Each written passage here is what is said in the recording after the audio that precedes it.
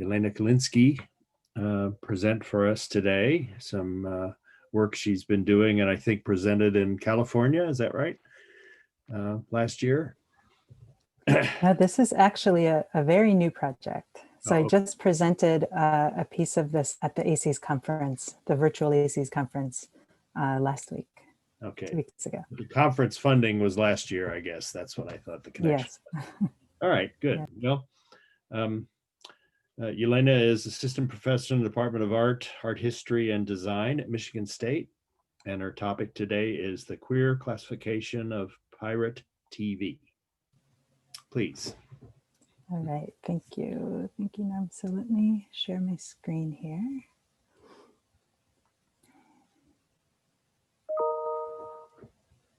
Okay. You're seeing the screen and everyone can hear me? Yes. Okay, great. Okay, thank you. So as I mentioned, this is very early work, so I'll be very grateful for your feedback here. This paper has to do with a short video, a 12-minute video that I screened a couple of years ago at the Broad Underground as part of a program of underground video art from the Soviet Union. My work focuses on the 1970s and 1980s in Moscow. And this paper is actually on the kind of transition period between Soviet and post-Soviet art, and it's in Leningrad. So this is a little bit of a departure, but I was very taken with this video and wanted to kind of see what I could do with it. So the title of the paper is The Queer Classicism of Pirate TV. The rise of a conservative aesthetic in post-Soviet Russian art has received relatively little critical attention compared to the apolitical politics of Moscow conceptualists or the public protest art of the anarchist left like Pussy Riot or Pyotr Pavlensky, which you see on the screen here. The awarding in 2008 of the Kandinsky Prize to Alexei Belyaev-Gentoft on his project Motherland Daughter at Moscow's Triumph Gallery, which you see a shot of on the left here, and a couple more works from that show on this slide, which contained 20 monumental works in a new empire style, combining monumental Stalinist imagery with pop art techniques like duotone printing and flashy, symbolically charged material like gold leaf, was met with loud protests in and outside the award ceremony and open letters of contempt from members of the art world. Despite Belyaev-Gentoft's known support of Eurasianism and its leader, Alexander Dugin, somehow the politics of his aesthetic project came as a surprise to at least one jury member who later apologized for having participated in the vote. Recently, scholars have begun to focus more attention on untangling the aesthetics and politics of the conservative turn in post-Soviet art, particularly in the orbit of Timur Novikov and his new academy in St. Petersburg. And you see some of the professors of the new Academy of Fine Art here with a work by two of them behind them. Anastasia Khaustova, in a recent article, traces what she terms the legacy of empire back to the mystically oriented branch of bohemian underground culture around the poet Yuri Mamleev through Dugin and his postmodernist mishmash of Eurasianism, nationalism, orthodoxy, occultism, and conspiracy theories, examining Novikov and the new academy, the black PR waged in the 1990s by the Foundation for Effective Politics, which engaged the services of art world operators like gallerist Marat Gelman and artist Anatoly Asmalovsky, Edward Limonov and his National Bolshevik Party, all the way to Belyaev-Gentoft and the other representatives of the so-called imperial avant-garde in the present day. For Khaustova, it is the information vacuum produced under Soviet censorship that gave rise to a voracious and largely uncritical assimilation of ideas, And it is the ideological vacuum after 1991 that set the stage for artists like the Moscow Actionists and Novikov's New Academy to play at politics and get caught up, intentionally or not, in legitimizing President Vladimir Putin's regime. In his new monograph on Limonov and Dugin's National Bolshevik Party, Fabrizio Fenghi examines the aesthetic expression of right-wing ideas. Among these, he considers the totalitarian, what he calls the totalitarian queerness of Timur Novikov's New Academy. And here's the work that they're standing in front of in the previous slide for your visual pleasure. He reads it as a form of sexual as well as cultural and political fluidity or shimmering that was initially deployed to do battle with the mainstream art establishment. This cultural shimmering, argues Fenghi, between postmodern irony and a form of new sincerity on the part of the artistic or lyrical subject, pertained to both the queer identity and the traditionalist or neoclassical turn of the New Academy. In Fenghi's reading, Novikov and his fellow academicians' turn to neoclassicism is strongly but ambiguously tied to their sexuality. Their quote-unquote queer aesthetic had, on the one hand, according to Fenghi, a very pronounced camp and queer dimension, while at the same time signaling a return to classical imperial forms and the idea of art as a service to the state. Maria Engström perhaps most directly links the New Academy's queer aesthetics to conservative politics. In an essay from 2018, she reads Neo-Academism as a form of conservative queerness, konservativny queer, that embraces aesthetic populism and produces apologia, and this is her term, apologia for shiny mass culture or glans and quote unquote democratic mass taste. It is clear if we examine the individual careers of Novikov, the charismatic leader of the New Academy, who collaged images of queer icons like Oscar Wilde, whom you see in the center here, onto richly ornamented textiles, and Georgy Gurianov, another of the academicians and also the drummer for the rock band Kino, whose monumental figurative paintings combined homoeroticism with Stalinist and even Nazi forms, that the balance between what Engström calls their early bucolic eroticism and the later expressions of new seriousness tends over time toward a more reactionary conservatism. And here's just another example of yet another new academician, Olga Torbeluts, with her pensive Hercules on the left here and the later American soldier in Iraq on the right. So rich texts. Nevertheless, there seems to be a critical consensus that one sees classicism as a gradual distillation of a more chaotic or pluralistic situation in the late 1980s and early 90s, and two, equates that classicism with conservative politics like neo-traditionalism and neo-imperialism. An example of this crystallization can be seen in the Kandinsky Prize Committee's commendation of Belayev-Gentov's Motherland Daughter project as, quote, the logical continuation of new classicism. What I will argue today is that there is no basis for equating the neo-academists' interest in and deployment of classicism with conservative politics, at least not uniformly and not at all times.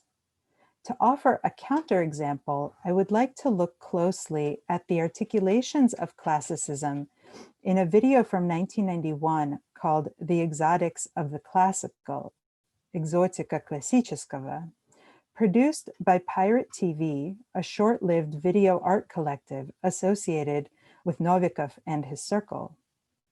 By considering the ways in which Leningrad's classical heritage is perverted in the video by the group's pirate aesthetics, I will suggest another reading of queer classicism that is vital and utopian, but also fragmentary and short-lived. by disarticulating Pirate TV's queer classicism from later uses of the classical by Novikov and the New Academy, I hope to show the capaciousness of aesthetic forms and categories like the classical and the need for historical specificity when ascribing to them political ideologies. So Pirate TV, Piratskое телевидение, was a video art collective consisting of the artists Yuris Lesnik, Vladislav Mamyshev-Monro, and Timur Novikov, along with others associated with Novikov's New Artists, the precursors to the New Academy, and the wider underground art and rock scene in Leningrad. From 1989 to 1992, the collective, working out of Lesnik's studio, produced and recorded around 10 hours of amateur television programs, ranging from biopics and music videos, news reports and quiz shows, to dispatches from exhibition openings, interviews with artists, and short art films. The programs often involved exaggerated characters, intentionally mis-synched audio, and conspicuously amateur camera work and production. Of the original 10, around 6 hours of video survive. With little interest in systematic archiving and preservation among its producers, the videos proliferated in pirated copies and were screened in apartments and studios, projected in techno clubs mixed with live music, and only later exhibited in galleries in Russia and abroad. Made by and for the underground community, during the few active years of production, the videos acted as a kind of fon, or moving background, for Leningrad's bohemian scene. The Exotics of the Classical, produced by Lesnik and Mamyshev in July of 1991, presents a picturesque tour of Leningrad's neoclassical cityscapes and statuary intercut with Mamyshev's clowning and voguing in the guise of a scantily clad Apollo. With a soundtrack plucked from a German Kultur film dubbed over in Russian, explaining the aesthetics of Renaissance painting, one can easily imagine the Exotics of the Classical as just such a decorative background for fashionable artists' tusovka, or party scene. However, as I will argue, Lesnik and Mamyshev's perverse Leningrad panorama is not simply atmospheric. Rather, it makes use of potent cultural references and queer visual tropes to mark a specific short-lived moment of artistic and sexual freedom between perestroika and the later 1990s. Like all the Pirate TV productions, The Exotics of the Classical is a parody of an existing television genre. In this case, the educational and cultural documentary films made to showcase Russia's rich cultural heritage and the Soviet Union's impressive achievements in building actually existing communism. Compare, for example, the panorama scenes of The Exotics of the Classical to the opening scenes of Leningrad, a 1978 production of the Leningrad Documentary Film Studio. Both films present the viewer with pleasing vistas of the city's skyline, punctuated by recognizable landmarks like the pointed spires of the Peter and Paul Fortress, distinctive contours of the rostral columns, and the outlines of raised bridges. Neoclassical facades and statuary highlight the city's historical role as a center of European culture.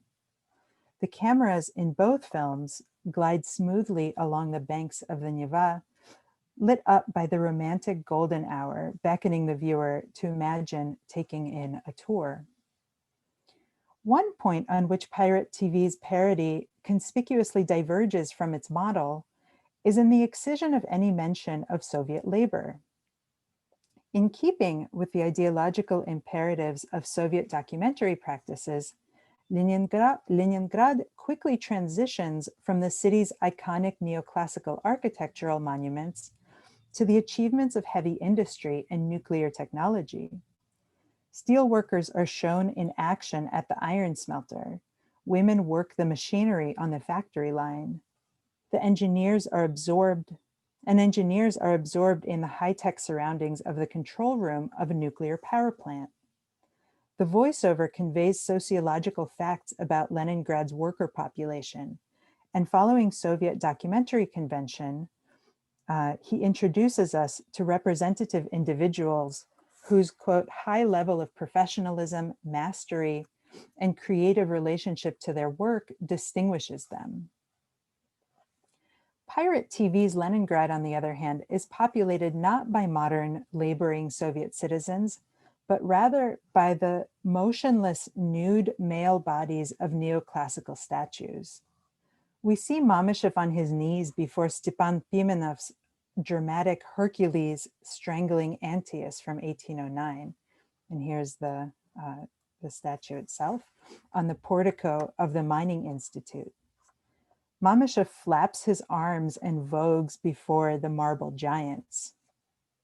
The camera cuts to an extreme low-angle shot of the giant pair's embrace before zooming in on Antaeus's almost coquettishly lifted foot and following it up his legs and buttocks before cutting away to a static close-up of Mamyshev in his Apollonic regalia with a wreath of flowers in his hair and colorful makeup. We are next presented with the muscular white torso of one of the two marble copies of the Dioscuri Castor and Pollux by Paolo Andrea Triscornia at the entrance to the Riding Academy on St. Isaac's Square. And here you just see the statue's head on, and here it is from the video. The horseman's head is cut off by the frame while his genitals are centered. The camera makes rapid cuts, zooming in and out on the statue's muscular groin and thighs before cutting away again to Mamyshev's wide-eyed and knowing stare. Oops. There we go. So Mamyshev's wide-eyed and knowing stare, followed by a montage of marble penises caught from all directions. Mamyshev jerks his body and simulates weeping in agony before the enormous horse and nude rider atop their plinth. If in the documentary film, neoclassical statuary serves as a kind of historical background upon which the modern Soviet worker builds communism, in the present, in Pirate TV's Leningrad, the statuary takes center stage like magical cult objects, causing the camera to thrust back and forth and Mamyshev's Apollo to gyrate with desire. Seen through a queer lens, Leningrad comes alive as a site of libidinous pleasures, unconstrained by temporal boundaries. While no doubt arch, Pirate TV's perverse classicism nevertheless seems to point to a highly charged psychic and ideological tension inherent at the core of the Greek ideal. What art historian Alex Potts has described as the erotic charge and fantasy of freedom promised by that ideal's, quote, image of an impossibly whole and fully embodied human subjectivity.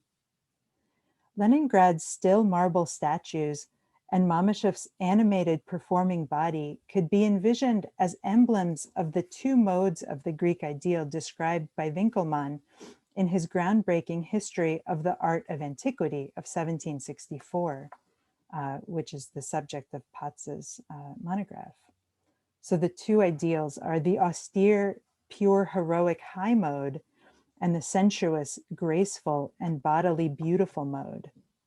Potts calls this an ideologically loaded duality that together embodied for Winckelmann notions of political and sexual freedom that, quote, gave the antique male nude its larger resonance within the culture of Winckelmann's time.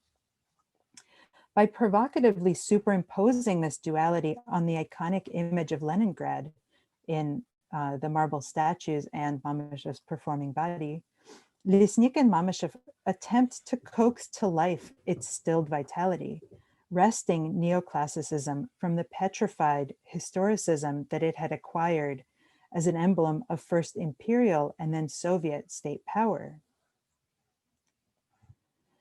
As Katerina Clark has argued, retrospectivist turns served different ideological functions in Russia throughout the 20th century. The pre-revolutionary intelligentsia, for example, invoked neoclassicism to express their disdain of the filth, the quote-unquote filth of the popular mass culture of the cafe and boulevard, and revive the culture of some earlier age when they believed it truly served the community or state.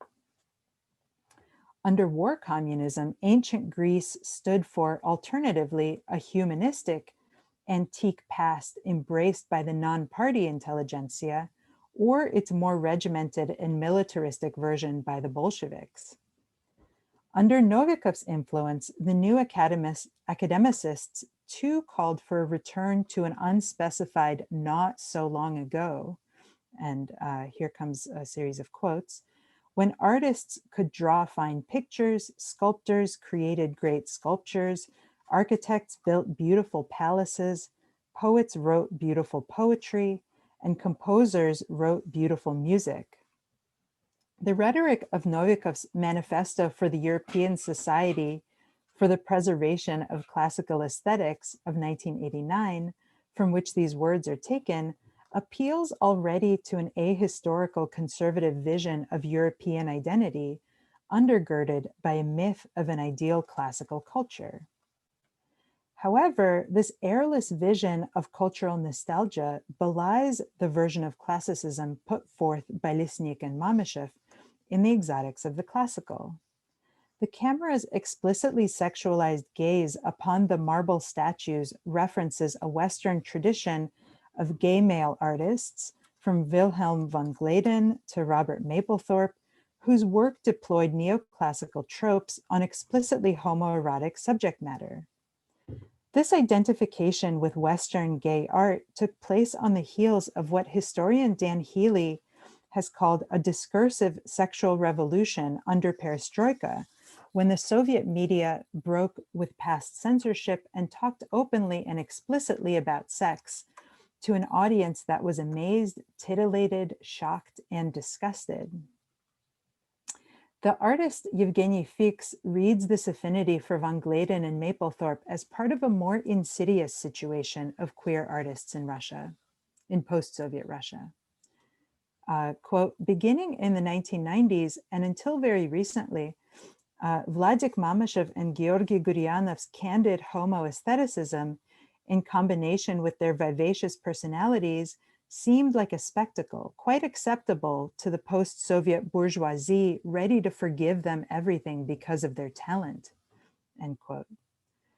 For Fix, whose own artistic project involves uncovering the queer spaces of memory and mourning among the ruins of the Soviet Empire, post-Soviet queer artists' embrace of Western queer aesthetics was a compromise that queer Russian artists made in order to exist in the liberal regime, in the neoliberal regime of the post-Soviet contemporary art world.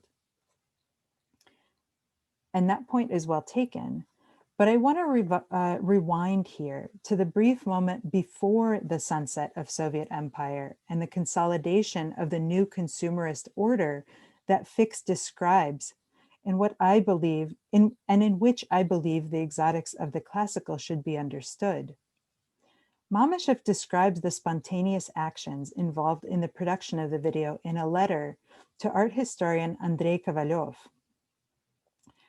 Quote, I whipped up a costume of the cherubim of the palace bridge for myself, transformed a blue satin tablecloth from the kitchen.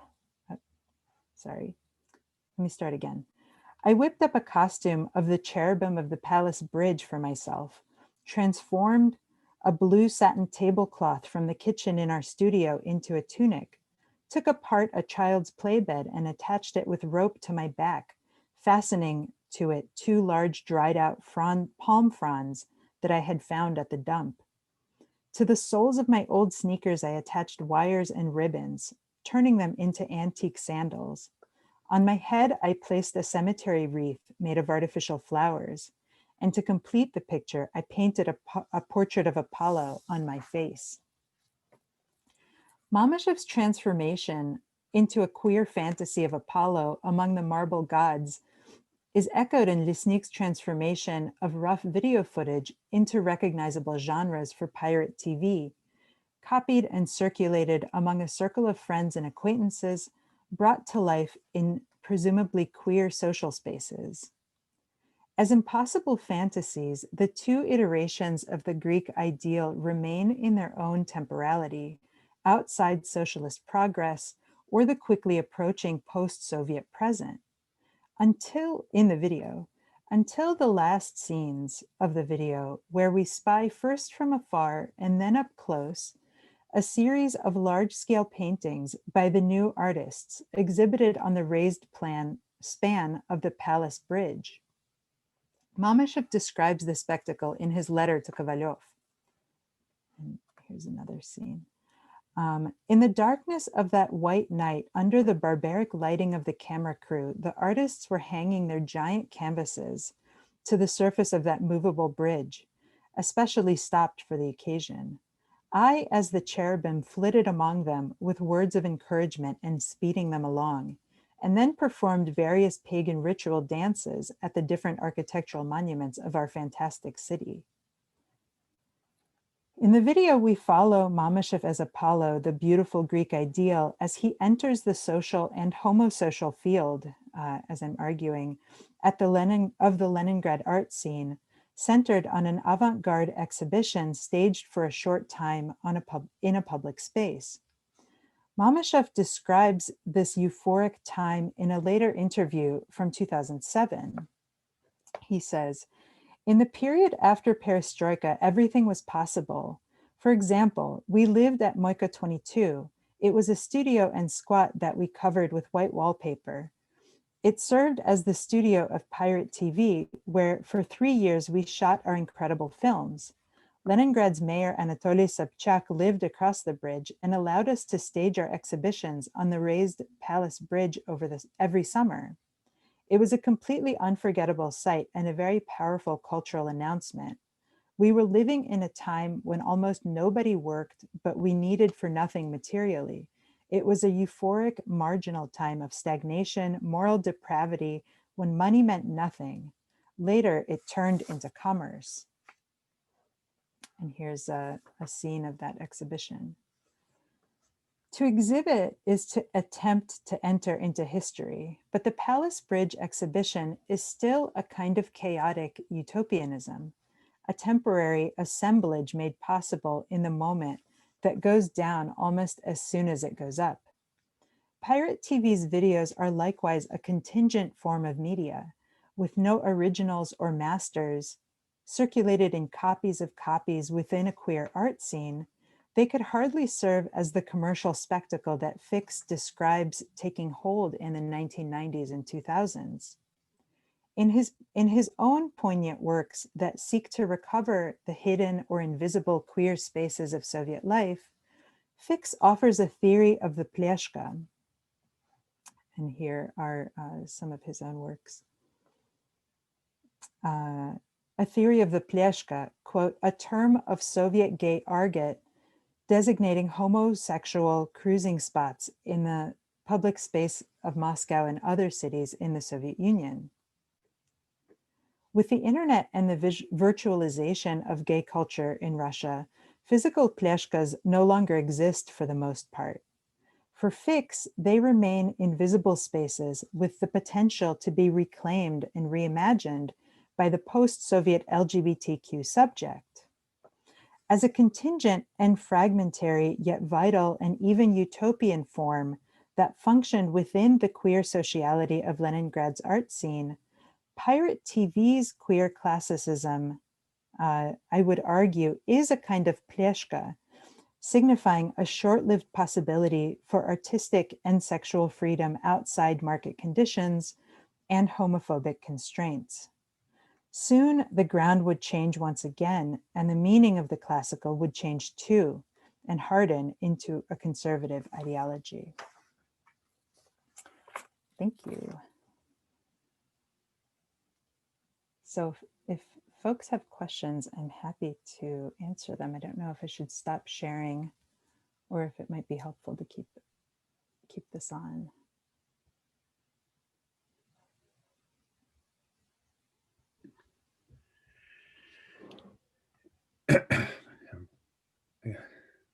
Maybe I can start out with a question.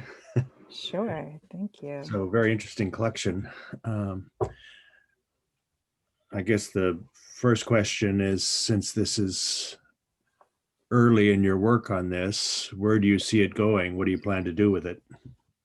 Well, one of the things with Pirate TV is it's not really clear what the corpus of their work is. So this is one example, but I have a couple of others in my possession, but I think there might be more.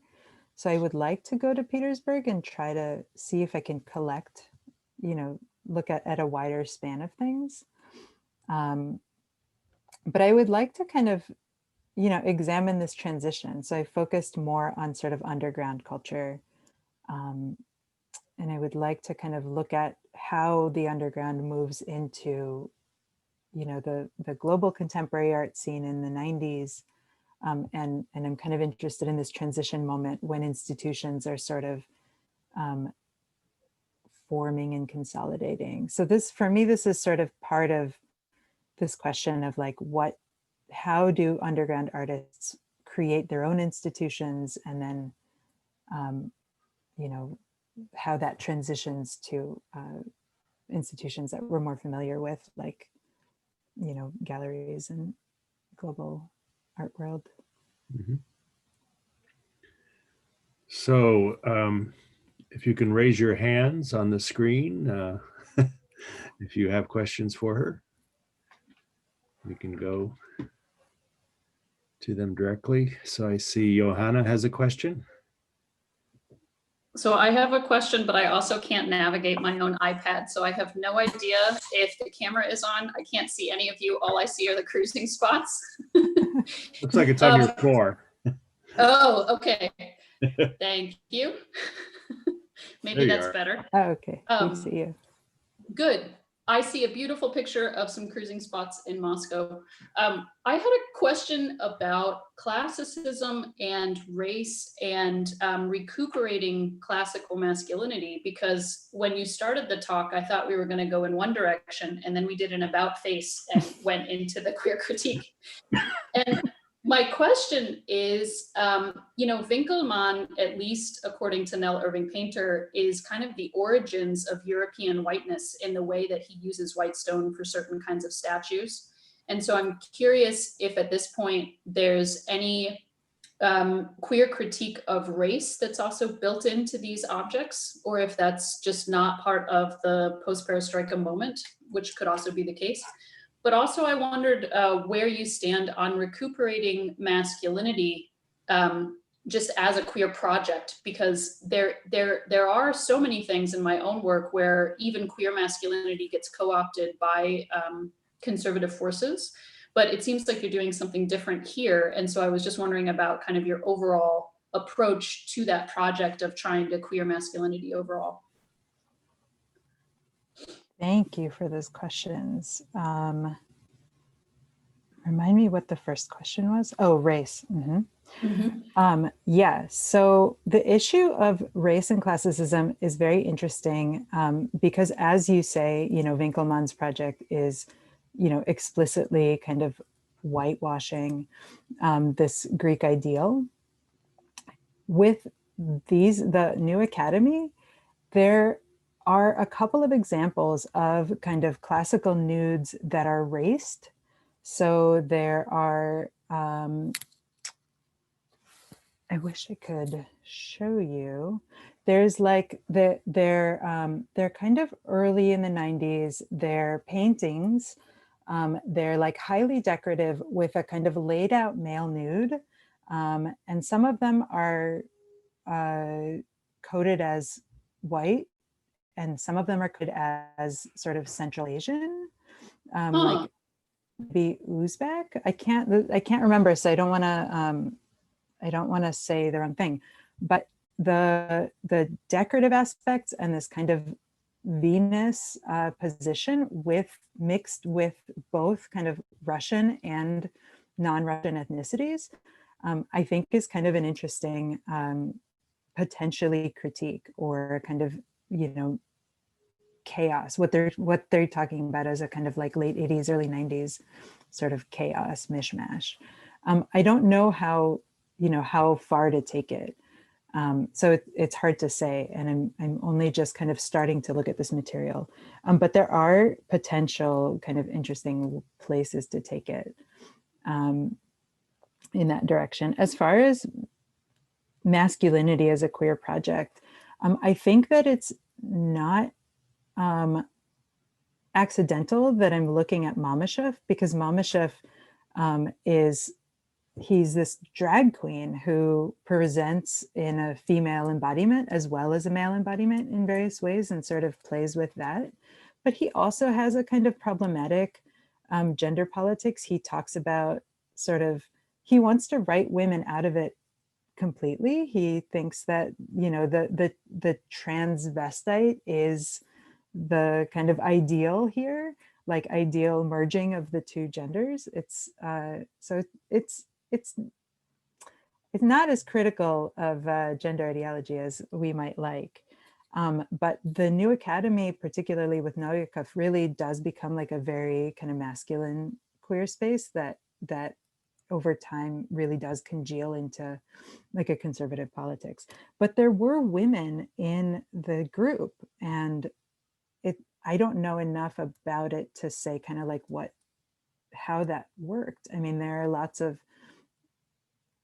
I don't think they're queer women, but it's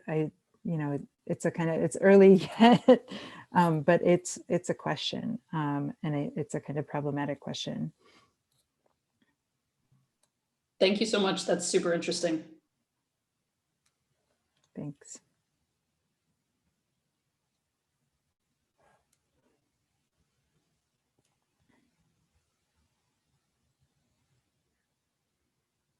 Should I just call on people? Lily, do you want to go ahead? Your Go ahead. Yeah. I keep muting myself to avoid coughing or whatever. So go ahead and call on them as you wish. Great. So Lily, I guess, is the next one I see. Yeah, your mic is not on, Lily. Oh, or at least we can't hear you. Not working. Do you want to type it? Nope. Now can you hear me? Yes. Yes. I guess maybe it's the microphone on my headphones. It's not working.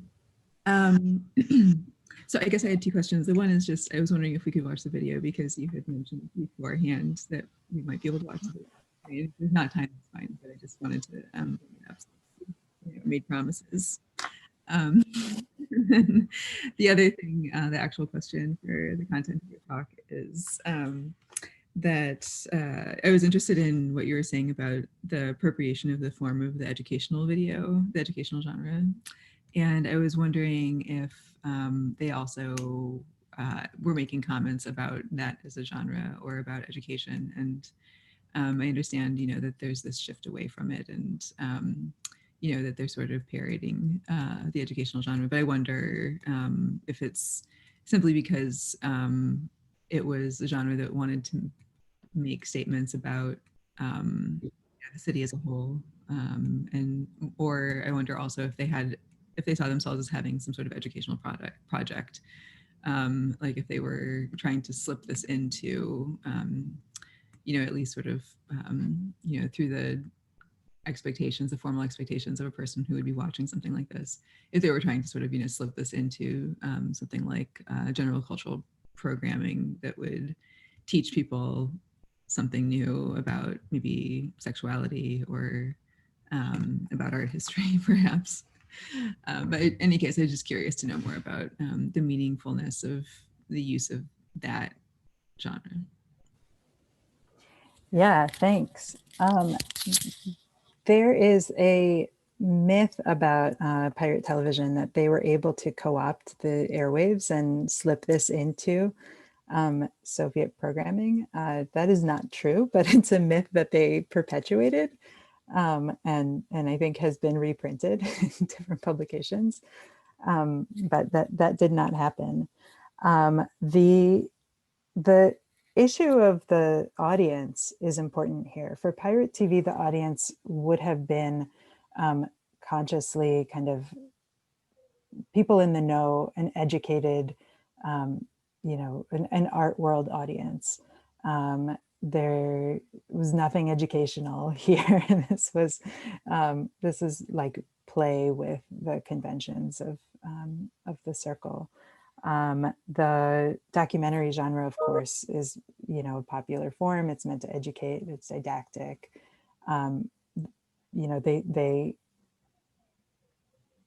They share with it this sort of love of Leningrad. This, they always talk about the city as a kind of magical city, wondrous city, fantastic city. They love the architectural monuments. They really take it as a point of pride. So there's no like attempt to subvert that kind of, sort of patriotic, I guess, or, that love of the city, but the kind of Soviet channeling the story about labor and the story about the working class citizens and all of this, that they're not interested in, and they just cut it out completely. But they talk about their audience as an audience of people in the know, who would have been able to decipher and understand what's going on with the references to, to Mapplethorpe and all of this.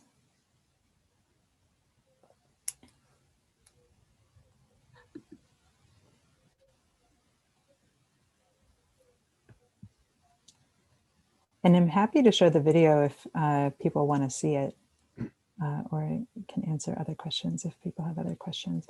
One thing that I really didn't, Lily, I mean, just to a little bit more to your question of the documentary genre, one thing that I didn't focus on was the voiceover. So the voiceover is this kind of Russian, TV announcer type, or sort of like cultural announcer type person who's overdubbed a German kind of culture film, like a something you would see on public television about, the color and light in Renaissance painting. And it talks about specifically like the Annunciation and, the blue color and the purple color and things like this, and the way that chiaroscuro works. And that voiceover is interesting because it's completely banal, but at the same time, it hits at moments. There are correspondences between what we're seeing and what the voiceover is doing, that are meant to be funny, because the audience would have been people who went to art school, who trained, most of them trained as classical artists, and, we're already in promoting the new academy, we're promoting academic painting. But the way that this academic painting here in particular, sort of like this language about academic painting, corresponds with, the montage of penises where the voiceover talks about, some things are in the shadow and some things are in the light. And, we see, we see the example on the screen, and we're meant to read it in this double way. And then we get to this kind of dark scene of the art exhibition, and now we're in a present. We're not in a classical mode anymore. We're kind of in this like social pleshka, mode of this scene in the social. Oh, I think you're still muted, Lily. Yeah. Yes. Okay. Can I ask a follow-up question? Yes. Representation of aesthetics in the video. So I wonder if when they're talking about these issues of color and form, or chiaroscuro, I'm wondering if then it's supposed to be a mockery of formalism, or it's a celebration of style, style as substance. Because it seems like oftentimes, with camp, that there's, an elevation of, as they say, style over content. But the style itself, and that elevation, the sort of what might typically be considered sort of the superficial qualities of a thing to take precedence over something like a substance to which it refers, or that it's somehow like mimetic of something that's quote unquote real. It's interesting that they would also be talking in this way about the colors of the landscape, for the sunset, or have you, or the play of light and shadow in this ironic mode. And so I was just wondering, if one can say that it's either a parody and or a celebration, and then how that might work in contrast to these fixed photographs that we're looking at on the screen currently, that are so austere, that are in this sort of black and white documentary mode, completely unpopulated, and perhaps doing very much the opposite. And I'm just curious about that shift also, because these photos that you're showing are so sharply different from the riot of color and sensuous masculinity that we even see also then, of course, in these more fascist paintings in the more fascist mode that you were talking about from the 90s and later. So yeah, I was curious what's happening, I guess, in terms of the relationship between, I guess, like sensuous pleasure and individuality and politics, which I know was like the point of your talk. So I don't mean to ask you to rehash your whole argument, but I'm just curious about what they see as the politics of the style, those formal elements specifically. Yeah, this question of the difference between the play between form and content, the general reading of the neo-academists in the 90s, and Fix does this, very explicitly. He says that, the neo-academists served as sort of, for the kind of wealthy art world, they were able to continue and to be sort of explicitly, homoerotic aesthetics, because they were these sort of outrageous, sort of decorative, spectacle, people and artworks that, it's okay that they're gay because they are able to kind of enliven our lives with these, decorative artworks. And so, and for the kind of mainstream art critical, like left liberal intelligentsia art criticism of the 90s, and even almost up until now, their works are seen as kind of insignificant or sort of decorative, like substanceless kind of spectacle. And what I'm trying to argue here is that that wasn't the case, at least for this moment. Like, that may have become the case, I'm not sure, but at least for this moment, there's a kind of play with the kind of, the form and content, because the content is able to be imbued with lived experience, with the social, with the actual social relations of this queer art scene. These fixes, pleshkas, are empty because the pleshka is not there. Like, they're not imbued with the social anymore. The social is somewhere else. It's on the internet, or it's emigrated, or it's gone somewhere else. And so, in a way, these works, they're sort of shells. He wants to re-imbue them with something like memory, and he wants to kind of create this sort of new, like revivify the archive with the new kind of LGBTQ post-Soviet art. And I think he does that in a really interesting way. But for for something like Pirate TV, that was already, it was like the substance and the form are together, because of the way that the video circulates, because of the role that it plays within the social. And it is playing with that kind of surface, one of the kind of things I was trying to draw out is that it's both background and foreground.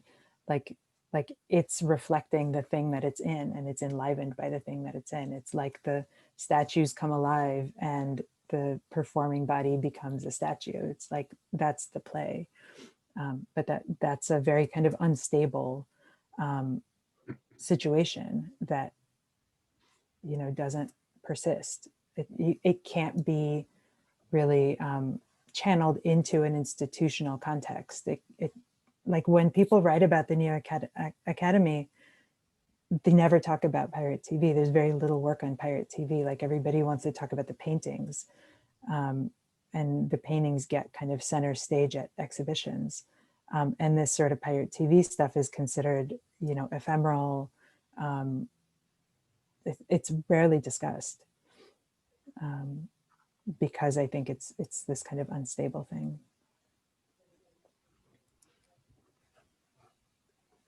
So Johanna, do you have another question, or did you just leave your hand up? No, I do have another question, and I wanted to ask about the form of video cameras and how that technology was available at this time, because there's something about looking at these images that also reminds me of my childhood in like the mid 80s to the early 90s. And I was just wondering if that's, for folks that are working on these kinds of objects in art history, is talking about like the handheld video camera, which I'm assuming is what made these images, is that a conversation? Because there's something very campy about the technology itself. Well, so this is a thing that, in terms specifically of pirate TV, this is something that I need to get more information about.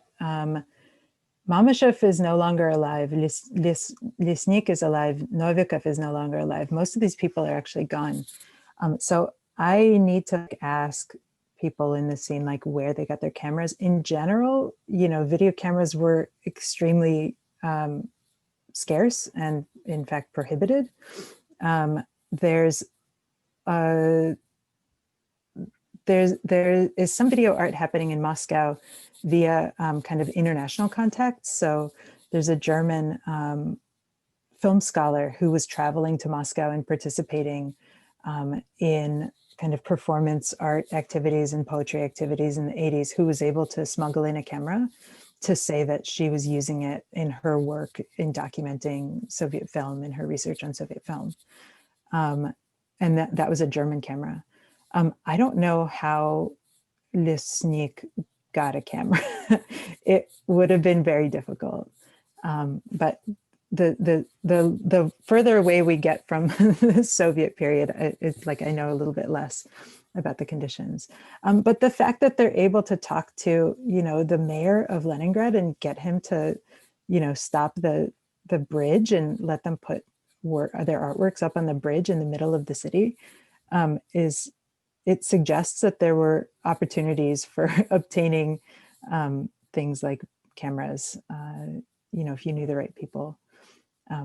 But yeah, the technical part is a really good question. And it's mostly, people just say, well, nobody had copies, who knows how this happened.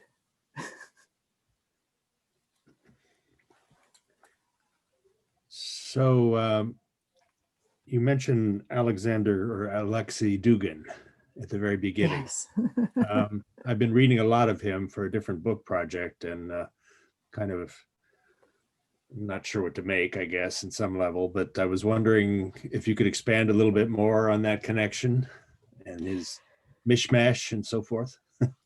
Well, I mean, in fact, I can't because I haven't traced this. I mean, I'm looking at the kind of historiography, the way that the New Academy and this kind of like conservative aesthetic comes about, and people point to, Dugin and Limonov having like an aesthetic project, and then they decide they're going to have this, political party, and whoops, now we have a political party. Like it's not clear. I don't know. I mean, I don't know how the details of how that happens, but the way that I was shocked to read that Marat Gelman, well-known gallerist, and Anatoly Smolovsky, who's known as a very left-wing performance artist from the 90s, that they were involved in like propaganda, black propaganda for Yeltsin in the 90s. Like they thought this was like a fun art project. And then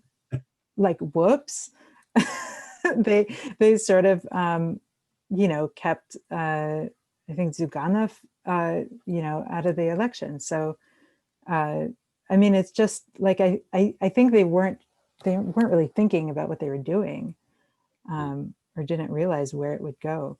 But this is sort of like the people are trying to trace now, like before the conservative aesthetic, like the or Belyaev Kentoft in particular, who has, I mean, how this is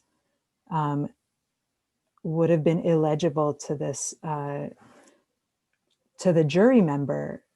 So the jury member who apologized is the German curator of the bank collection that funds this prize, the Kandinsky Prize.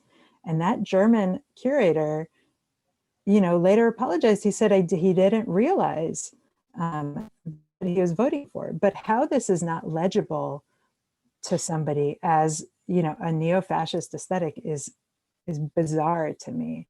And it also kind of speaks to the way that the kind of commercial situation of contemporary art in Russia, at least at this moment in the first decade of the 2000s, sort of blinded people to what was really going on here.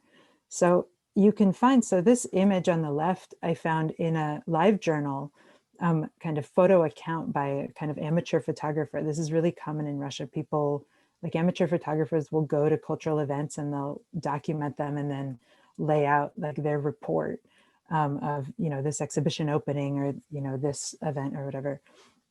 And people will comment on it. I was reading the comments on this report, and people were saying, how somebody was saying, how I don't understand. And the report has, like the director of the contemporary media and photography school in Moscow, like drinking, having a drink in her hand, and just like art world luminaries.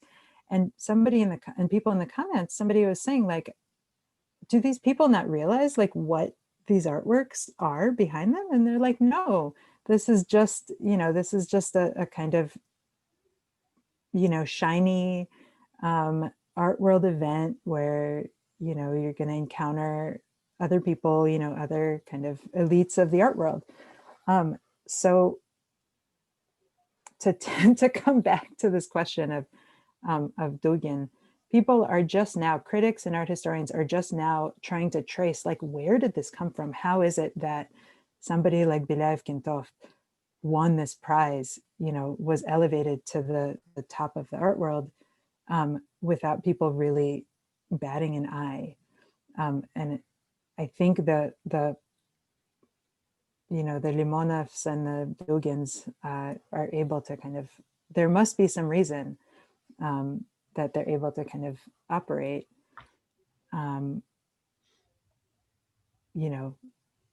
in this kind of slippery situation.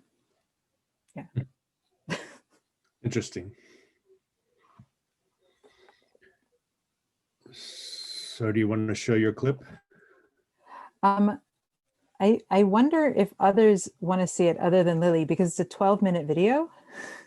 So it's kind of up to everybody else if they want to see the video or not. Because I can also show it to Lily. Yes, okay, I will do that. Let me see, new share video. Oh, hold on. I don't think I did the sound. Stop, do it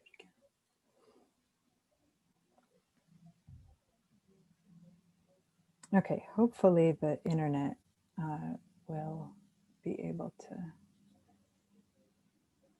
work. Мы сейчас увидим.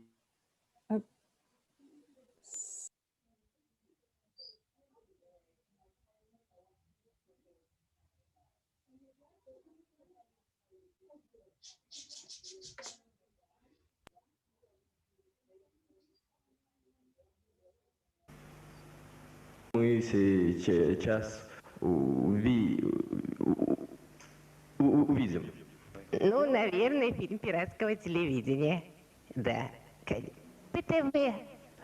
Это пиратское телевидение. Мы его смотрим. Денечка, что бы вы хотели сейчас увидеть вот дальше в нашей программе? А? Ну, naверное, какой-нибудь новый фильм с участием Владика. Stasera abbiamo visto questo interessante programma la questione che cosa vuol dire ПТВ? Фильм пиратского телевидения. Фильм? А интересно, какой? Что вы скажете? Ну, я думаю, это будет что-то совершенно необыкновенное, что-то новое, прекрасное, чудесное. Скоро. Артем, ну когда же мы увидим этот фильм? И что это будет, а? Наверное, надо посмотреть фильм, и тогда вы все поймете.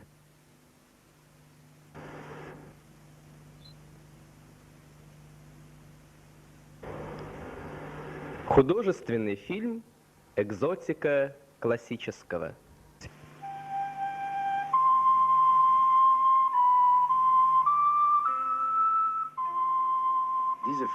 Весь этот красочный строй наполняет радостью сцену божественной вести, все озаряющий своим светом.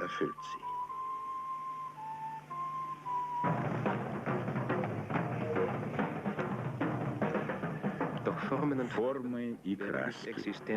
Они не могли бы существовать без света. Он оживотворяет мир. Свет рождает и тень, и рельеф, и восприятие пространства.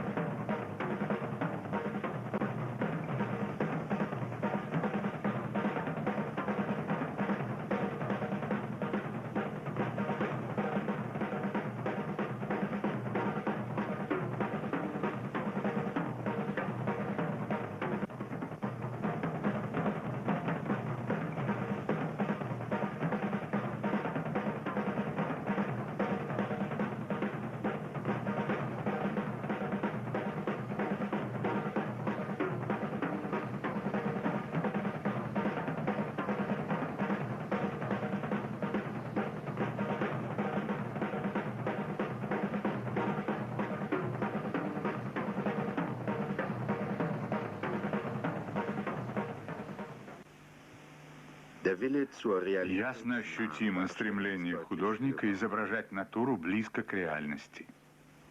Рассматривая предметы, мы видим, что их освещенная сторона светла, а та, что в тени, темна. И чем дальше от нас эти предметы, тем они меньше. Причем их цвет меняется, детали становятся незаметными.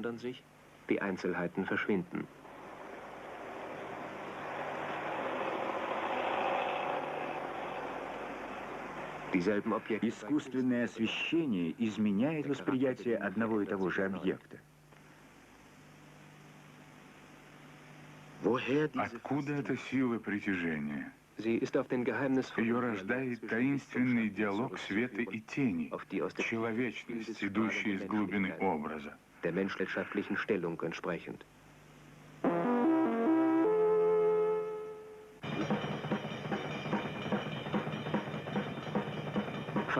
Способность света воздействовать на наши чувства во многом определяется миром, в котором мы живем.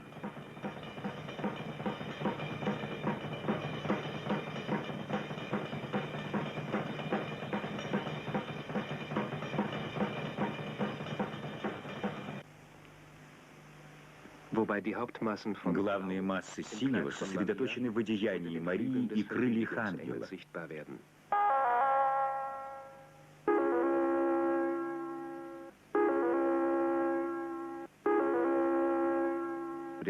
Так художник соединяет фигуры ангела и Девы Марии.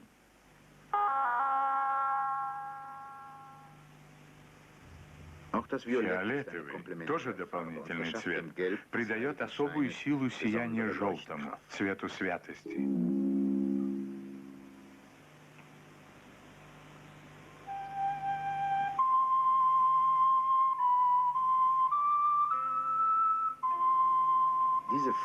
Весь этот красочный строй наполняет радостью сцену божественной вести, все озаряющий своим светом.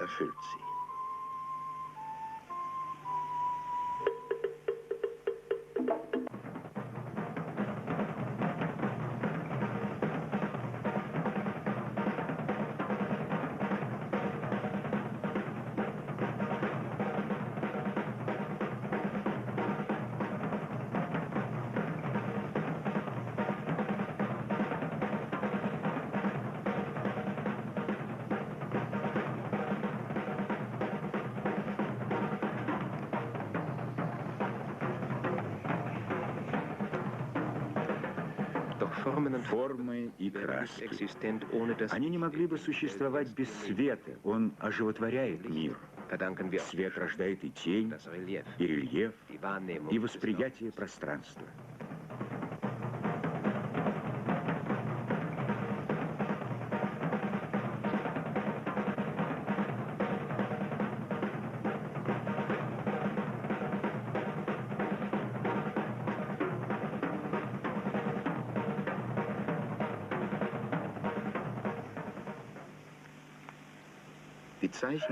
Но многие знаки и краски как бы ускользают от наших попыток точно понять, что же конкретно изображено. Переживания, навеянные цветущим садом, высказаны особым языком художника. И язык этот, линий, краски, светотени, создает собственные формы выражения мастера, собственную реальность. И она обогащает нашу жизнь.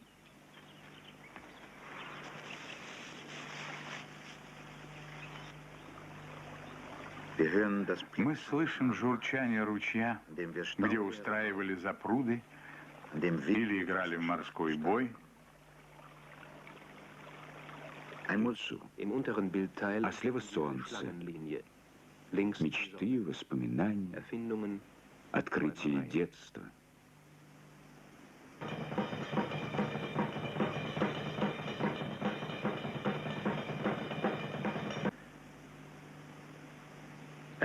Рассматривая предметы, мы видим, что их освещенная сторона светла, а та, что в тени, темна.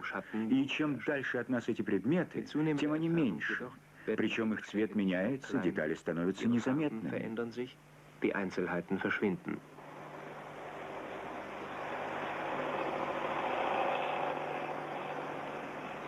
Искусственное освещение изменяет восприятие одного и того же объекта. Однако изображение пространственного мира отнюдь не означает, что художник лишь следует за реальностью. Даже в одном и том же портрете Джоконды Леонардо да Винчи моделировка шеи и груди по сравнению с лицом менее разработана. Огромный сад.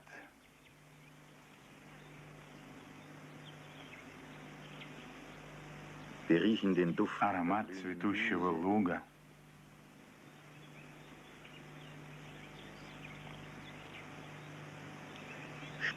Свежесть и прохлада в тени деревьев. Мы слышим журчание ручья, где устраивали запруды или играли в морской бой. Метаморфозы живописи. 4-я серия. Линия, цвет, свет. Все это рождает ощущение загадочной, ставшей легендой улыбки Джоконды. И все попытки точно выразить словами, что же она означает, оказывались несостоятельными. Рядом с этим образом, какими поверхностными кажутся образы Ван Лоу? Да, Джоконда поистине творение гения. Синий, желтый и красный составляют основу шкалы цветового круга, а градация светлоты зависит от добавления или уменьшения белого цвета. Это можно показать на простом примере, связанном с нашим фильмом. Когда вы подходите близко к экрану цветного телевизора, вы различаете маленькие точки, вспышки трех основных цветов – красного, синего и желтого.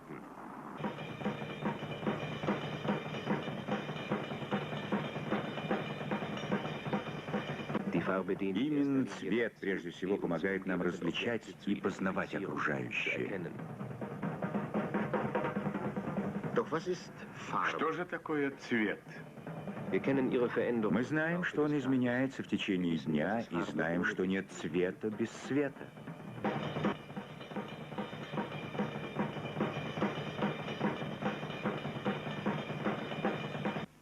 Бесконечное сочетание красок.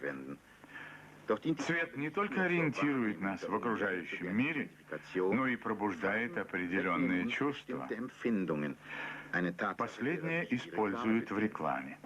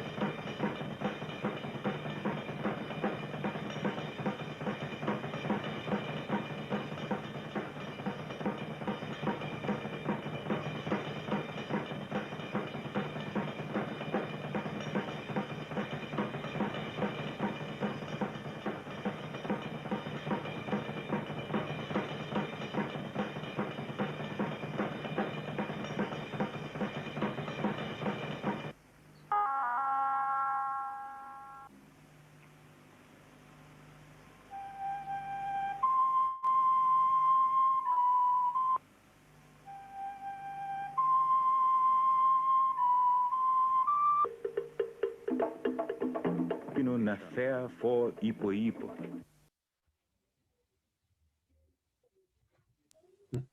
All right. Johanna, you have your hand That up. was absolutely bonkers. Oh, that wasn't intended, but that video was bonkers. This is awesome.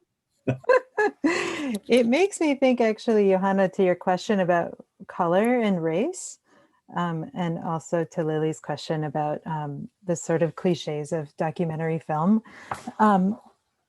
that I should do more with the voiceover, because the way that the kind of cliches of the documentary line up with what's happening on the screen are really interesting. Particularly, I was thinking about the way they talk about there's no light without color. And they're showing these very colorful characters kind of bringing to life the city. So I think there's more to be done there, of course. Yeah. It occurs to me also that there could be something about nature and the artificial that you could do, especially around this issue of color and this discussion about light and color and having light without color. And then, he's saying, color arouses feeling, like in advertising. And then you see into the sunset. Yeah. I mean, camp is artificiality. Yeah. But I also just think there's something happening here with like the African documentary, especially with the drum beat underneath. There's that's kind of like also an interesting subtext there of documentary film. Yeah, it's a good point. So on the topic of sound too, I'm really curious, having seen this, almost all of the music in this is kind of anonymous, right? You're not meant to recognize it. There's a drum beat, and then sort of this little ditty played on recorders that doesn't reference anything. And then right in the very middle, there's about a 10-second reference to Debussy, a piece called Minstrels. And given that the rest of the music is so anonymous, that seems really intentional to me. And I've no clue what that could possibly mean, but it really struck me. What is it called again? I missed it. You cut out for a second. It's called Minstrels. Okay, It's part of a set of preludes that he wrote. interesting. Yeah, I mean, I thought the two other kind of anonymous sound, I mean, the drum beat and the recorder, it seems really clearly this kind of dialectic between the primitive and the classical, right? Like, you know, the panpipes or whatnot, which I think plays to the kind of doubling within the film between statue and performing body, foreground and background, you know, color and non-color. But thank you for that reference. I will try to find it again. I don't even know what you're referring to. I think I missed it completely.